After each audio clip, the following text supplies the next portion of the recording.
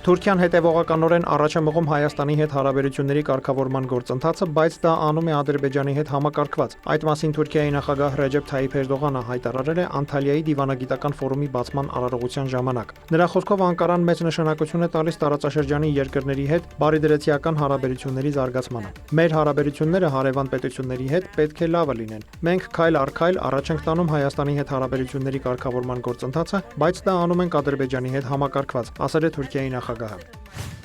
Ադրբեջանի նախագահի խորհրդական Հիքմեթ Հաջիևն անդրադարձել է Հարավային Կովկասում խաղաղության օրակարգի թեմային։ Խաղաղության հասնելու համար արդեն որոշ քայլեր ենք ձեռնարկել եւ դա հաստատվել է Վաշինգտոնի գագաթնաժողովում։ Թուրքիան եւս սկսել է երկու երկրների միջև հարաբերությունների բարելավման գործընթացը։ Սակայն այս նախաձեռնությունները չպետք է մնան միայն թղթի վրա։ Պետք է ձեռնարկվեն գործնական քայլեր եւ իրականացվեն իրական գործողություններ։ Միայն այդպես հնարավոր կլինի ձևավորել վստահություն երկու երկրների միջև, ասել է նա։ Քաղաքական գործիչը նշել է, որ ադրբեջանական ապրանքներն արդեն արտահանվում են Հայաստան, իսկ հայկական ապրանքներն էլ սկսել են մուտք գործել Ադրբեջան։ Հաջիևը խաղաղության հաստատման հարցում կարևոր է համարել նաև քաղաքացիական հասարակությունների միջև շփումը, ինչն արդեն տեղի է ունենում Հայաստանի եւ Ադրբեջանի միջև։ Սա փոխադարձ վստահության ձևավորման տեսանկյունից կարևոր քայլ է։ Ընդհանուր առմամբ մեր երկրների միջև պետք է կառուցվեն վստահելի եւ կայուն հարաբերություններ, ասել է Հաջիևը։ Նա խոսել է նաև տրանսպորտային հաղորդակցությունների մասին։ Հաջիևի խոսքով վաղվա աշխարհում TRIP նախագիծը կարևոր տարանցիկ դերակատարում է ունենալու Հարավային Կովկասը ներառյալ Հայաստանը դարձնելով կարևոր տարանցիկ երթուղի։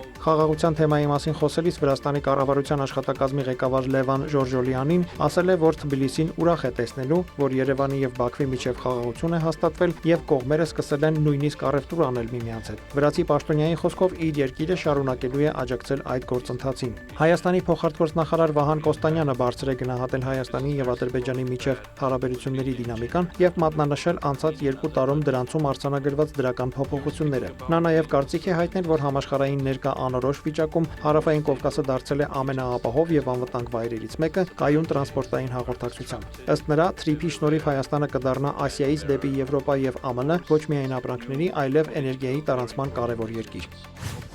Մոլդովան պաշտոնապես ԱՊՀ-ից դուրս կգա 2027 թվականի ապրիլի 8-ին, հայտարարել է երկրի փոխվարչապետը։ Քիշնևն այդ մասին տեղեկացրել է Մինսկին, կառավարությունը մարտին հաստատել է ԱՊՀ կանոնադրության չեղարկումը։ Մոլդովայի արտաքին գործերի նախարարությունը նախկինում հայտարարել է, որ անկախ պետությունների համագործակցության արժեքներն ու սկզբունքներն այլևս չեն պահպանվում եւ երկիրը ձգտում է ինտեգրվել Եվրամիությանը։ Մոլդովայի փոխվարչապետ եւ արտգործնախարար Միխայ Պոպշոյը հայտարարել է, որ իր երկիրը երկար տարիներ չի եղել ԱՊՀ-ի մաս եւ չի մասնակցել քաղաքական եւ այլ միջոցառումներին, քանի որ դրանք չեն ծառայում երկրի շահերին։ Փոխվարչապետը միաժամանակ նշել է, որ Քիշնևը կմնա մի շարք տնտեսական համաձայնագրերի մասնակից, ինչպես դա արել է Վրաստանը ԱՊՀ-ից դուրս գալուց հետո։ Մոսկվան հայտարարել է, որ Մոլդովայի դուրս գալը համաձայնագրերից սպասելի էր։ Ռուսաստանի նախագահի մամուլի քարտուղար Դմիտրի Պեսկովն այնուամենայնիվ ափսոսանք է հայտնել անկախ պետությունների համագործակցությունից պաշտոնապես դուրս գալու Քիշնևի որոշման կապակցությամբ։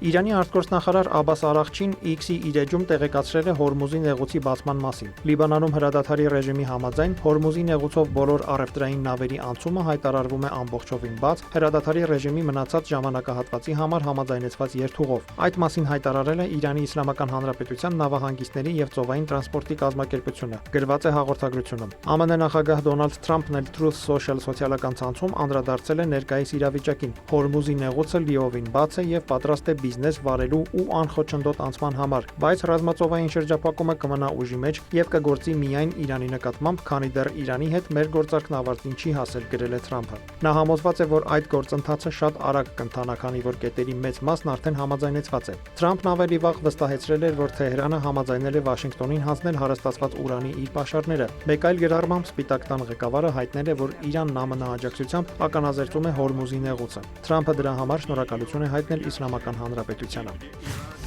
Միացյալ Նահանգների նախագահ Դոնալդ Թրամփը հայտարարել է, որ Իսրայելի եւ Լիբանանի ղեկավարները համաձայնել են հրադադար հաստատել։ Նա երկու երկրների ղեկավարներին հրավիրել է Վաշինգտոն, իսկ Հեզբոլլահին զգուշացրել. «Ձեզ լավ պահեք»։ Լիբանանում հրադադարն Իրանի պահանջներից մեկն է եղել ԱՄՆ հետ բանակցություններում։ Դրանք սկսվել էին Պակիստանի մայրաքաղաք Իսլամաբադում, սակայն առաջին հանդիպումն ավարտվել էր առանց արդյունքների։ Հեզբոլլահի ներկայացուցիչներից Իբրահիմ Ալ-Մուսավին հայտարարել է, որ շարժումը կպահպանի հրադադարը, եթե Իսրայելը դադարեցնի իր հարձակումները։ Իսրայելի վարչապետ Բենյամին Նեթանյահուն էլ ժողովրդին ուղղված ուղերձում ասել է, որ Լիբանանի հետ հրադադարը հնարավորություն է տալիս պատմական խաղաղության համաձայնագրի հասնել եւ որ Հեզբոլլահի զինաթափումը կմնա Իսրայելի հիմնական պահանջներից մեկը Լիբանանի հետ ապագա խաղաղության բանակցություններում։ Չնայած հրադադարը հաստատվել է տեղական ժամանակով կեսգիշերին, լիբանանյան լրատվամիջոցների տվյալով Իսրայելն այն արդեն մի քանի անգամ խախտել է, արդյունքում կան զոհեր եւ ավերածություններ։